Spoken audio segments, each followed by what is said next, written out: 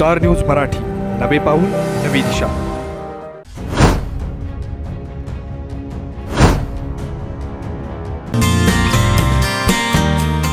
तीस वर्ष खवय्यांच्या पसंतीस उतरलेलं स्वादिष्ट व चविष्ट तसेच स्वच्छतेत एक नंबर असणारं हॉटेल विशाल एक्झिक्युटिव्ह लोहार।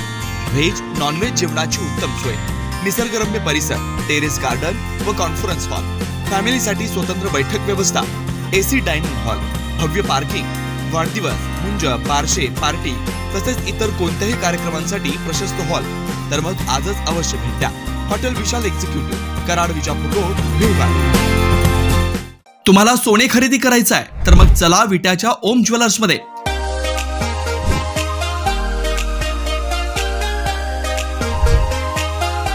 विट्यातील प्रथम सोन्याचे 100% BIS 916 hallmark jewellery showroom, HUID प्रमाणित सर्व दागिने, ग्राहकांसाठी सुवर्ण संच योजनाही सुरू।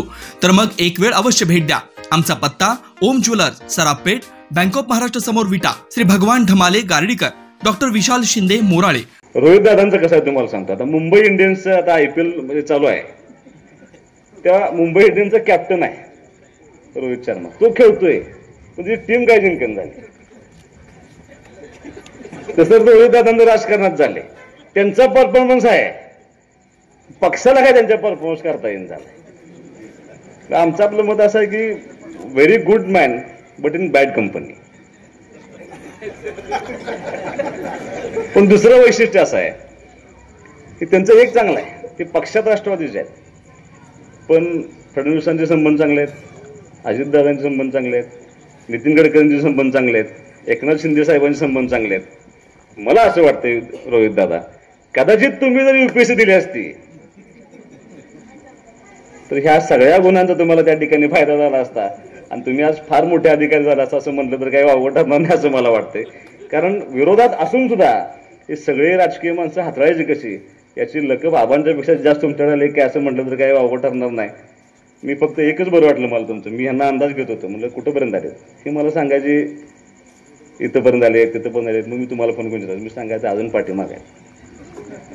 तुम्ही मला तेवढं खरं सांगितल्याबद्दल मी तुमचा आभार आहे, मी फारसं बोलणार नाही। आता भैया, आज जरी संघ आमचा मजबूत नसला तरी आमचा निम्मा संघ स्टेडियमच्या बाहेर बसलाय, निम्मा संघ आत खेळतोय। आता त्यातल्या निम्म्या संघानं काल सबस्टिट्यूट प्लेअर खेळायला घेतलेले आहेत।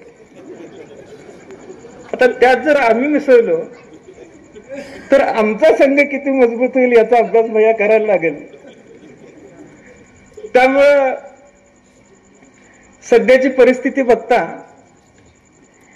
या सगळ्या गोष्टींचा अभ्यास केल्यानंतर 5 वर्षानंतर फायनल आम्हीच मारणार आहे, यात मात्र मी निश्चितपणाने विश्वासाने सांगू इच्छितो।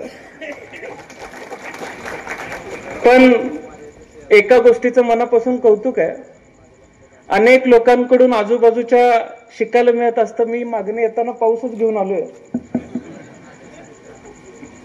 भैयांकडून सुद्धा किंवा भैया आमदार म्हणून निवडून आल्यानंतर सुद्धा मनापासून त्यांचं कौतुक करायला कुठल्याच व्यासपीठावर संधी मिळाली नव्हती। एक गोष्ट त्यांच्यापेक्षा त्यांच्या PN कडून शिकण्यासारखी जास्त आहे।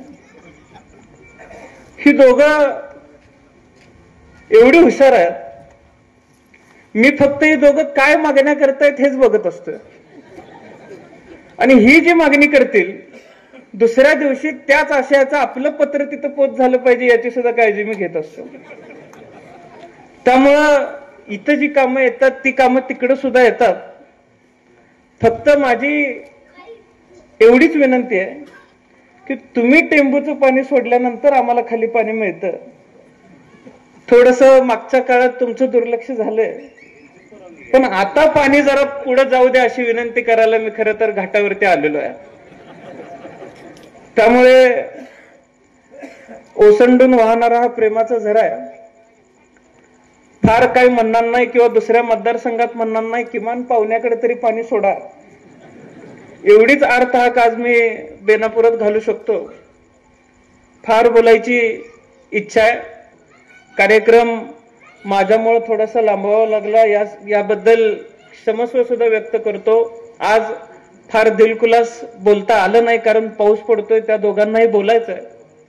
पण पुन्हा एकदा काहीतरी निमित्त काढा, आम्हा दोघांनाच मुद्दाम बोलवा, कारण आमच्या दोघांची जुगलबंदी खरं तर मी मनापासून आनंद मला तेव्हा झाला, शक्तीपीठ खंडेराजुरीला जोडा वाढल्यावर मला मनापासून आनंद झाला, कारण आमचा तिकडं राहतोय, आमचे शेतकरी खुश झाले.